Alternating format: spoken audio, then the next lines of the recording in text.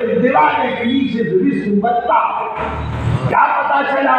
لوگ کہتے ہیں کہ لنگر کیوں کھلاتے ہو؟ ہم کہتے ہیں نبی کے مہمانوں کے لیے، نبی کے امتیوں کے لیے، بھوکوں کے لیے، نبی کے نام پر جب کھانا کھلایا جاتا ہے تو صدیق اکبر کے دسترخوان کی طرح اس کی روزی میں برکت ہوتی ہے۔ ہم جتنا لوگوں کو کھلائیں گے اللہ اتنی ہماری روزی میں برکت کا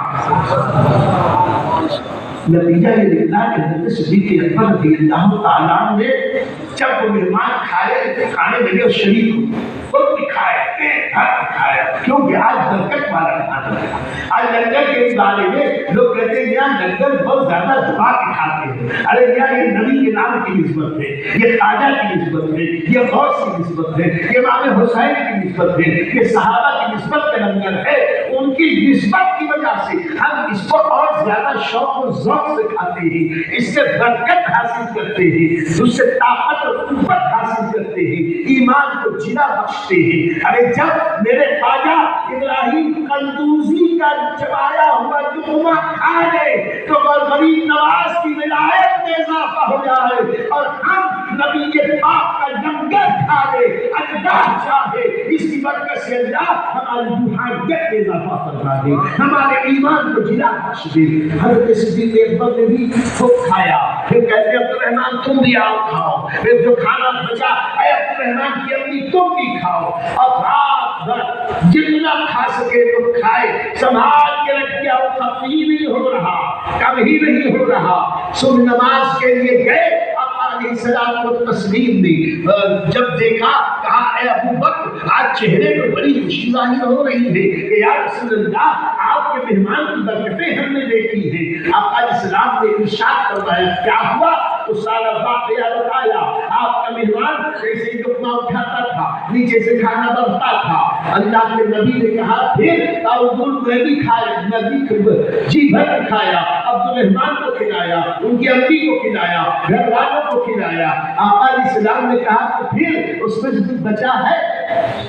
کچھ بچا ہے؟ حضرت صدیق اکبر نے کہا حضور ہاں، کہا لے آؤ، وہ برکت والا کھانا میں بھی کھاؤں گا، میں بھی کھاؤں گا۔ نبی نے بتا دیا کہ نبیوں اور ولیوں کی نسبت والا کھانا برکت والا ہوتا ہے۔ نبی کسی کے محتاج نہیں ہے، لیکن امت کو سبق دے رہے ہیں کہ جسے اللہ والوں سے نسبت ہو جائے وہ نسبت والی چیز بھی برکت والی ہو۔ میرے دوستوں واقعات اتنے یاد آ رہے ہیں کہ شروع ہو جائے، مجھے آپ کی بھوک کا بھی احساس ہے، اس لیے اپنی گفتگو ختم کرنے سے پہلے ایک آخری واقعہ عرض کروں بہت مختصر میں کہ دیکھو میرے نبی کے صحابہ آقا کریم سے کتنی محبت کرتے تھے۔ میرے دوستوں نبی کریم کا آخری وقت آیا، سرکار صلی اللہ علیہ وسلم اپنے آخری دنوں سے گزر رہے ہیں، سرکار کی طبیعت پر کمزوری حاضر آ رہی ہے، سرکار بستر استراحت پر ہے۔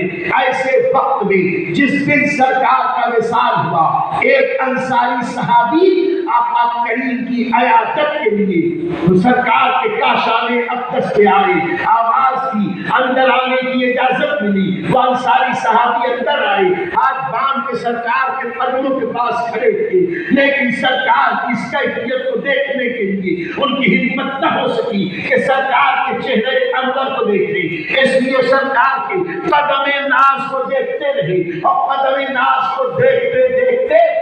اپنی آنکھیں بند کر دی، ان کے قدموں سرکار کے در دولت سے باہر ہوئے، باہر ہو کے اپنے کھیت کی طرف چلے، اپنے باغ کی طرف چلے، نگاہیں نیچی ہیں، آنکھوں سے آنسو بہ رہے ہیں، اتفاق کی بات نہ راستے میں کوئی ملا، نہ کسی سے بات کی، نہ کسی سے چیت کی، نہ ادھر دیکھا نہ ادھر دیکھا، کسی چیز کو نہیں دیکھا، سرکار کے قدموں کا جلوہ آنکھوں میں سمائے، وہ آہستہ آہستہ اپنے باغ کی طرف چلے، باغ میں گئے اپنا کام کر رہے تھے، اچانک کچھ دیر کے بعد وہاں منادی نے ندا کی، آواز آئی اے ایمان والو غضب ہو گیا، اللہ کے نبی وصال فرما گئے، اللہ کے نبی انتقال فرما گئے، اللہ کے نبی کی روح تفسری سے نکل گئی، میرے آقا کا وصال پاک ہو گیا، آقا پردہ فرما چکے۔ جیسے ہی یہ خبر وہ انصاری صحابی کے کان اسی آواز کو سنتے ہی ان کے اوپر ایک عجیب کیفیت تاری ہوئی، وہ فوراً ہی زمین پر بیٹھ گئی، سر سجدے میں رکھ دیا اور عرض کی اے اللہ میری ان آنکھوں نے زندگی میں جو آخری چیز دیکھی ہے تیرے محبوب کے قدموں کو، تیرے محبوب کے قدموں کا جلوہ دیکھا ہے، اور اب نظرگاہ چلے گئے، اب ان آنکھوں کو دنیا کی کسی اور چیز کی دیکھنے کی ضرورت کوئی شوق نہیں، کوئی حاجت نہیں، اب آرزو نہیں کہ نبی کے بعد نبی کے قدموں کے جلووں کے علاوہ کچھ اور دیکھوں۔ اے اللہ تو میری بینائی لے لے، مجھے نابینا کر دے۔ میرے دوستو دل سے جو بات نکلتی ہے اثر کرتی ہے، تب نہیں طاقت پرواز مگر بنتی ہے۔ حضرت سید ان انصاری صحابی نے جیسے ہی یہ دعا کی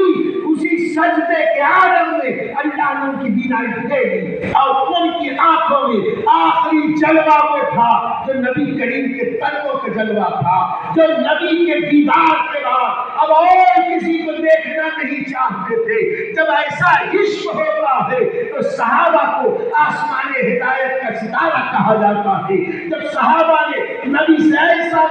عشق کیا تو خدا نے اعلان کر دیا رضی اللہ عنہم ورضوا عنہ، یہ سارے صحابہ وہ ہیں جن سے اللہ راضی ہے اور اللہ ان سے راضی، یہ اللہ سے راضی ہے۔ میرے دوستو یہی وہ واقعہ تھا جس کو میرے دادا پیر سیدی سرکار مفتی اعظم ہند نے جب اپنی ایک نعت میں نظم کیا تو یہ ارشاد فرمایا کہ ان